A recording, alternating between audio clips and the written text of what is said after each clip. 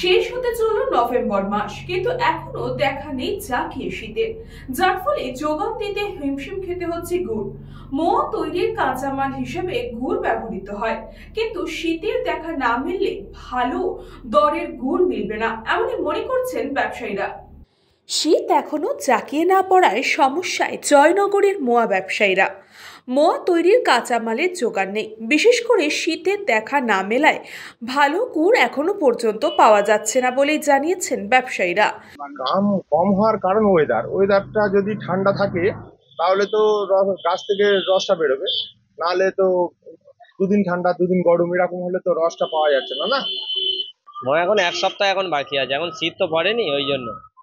শীতের জন্যই তৈরি হয়। আমাদের যে খেজুর গাছ থেকে রস রস এখন মানে খেজুর গাছ মুড়ো দেওয়া হচ্ছে, মুড়ো দেওয়ার পরেই আমাদের তবে রস পড়লেই তবে খেজুর গাছের গুড় দিয়ে তৈরি হয়।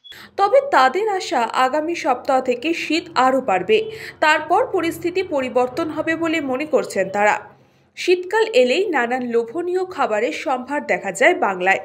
পিঠে পুলি থেকে আরম্ভ করে গুড়, বাটালি, শীতকালীন নানান শাকসবজি ও জয়নগরের মোয়া বাঙালির কাছে অত্যন্ত প্রিয়।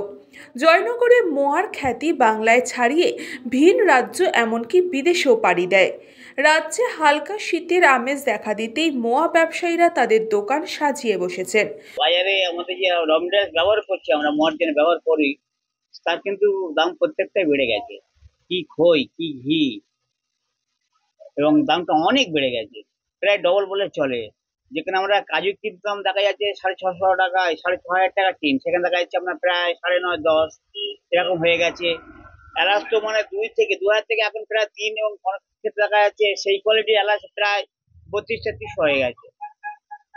এছাড়া চিনির দাম তো অনেক বেড়ে গেছে গত বছরের তুলনায়। এবার কি মোয়ার দাম খানিকটা বাড়ার সম্ভাবনা অনেক বেশি। ব্যুরো রিপোর্ট, নিউজ বঙ্গ টাইম।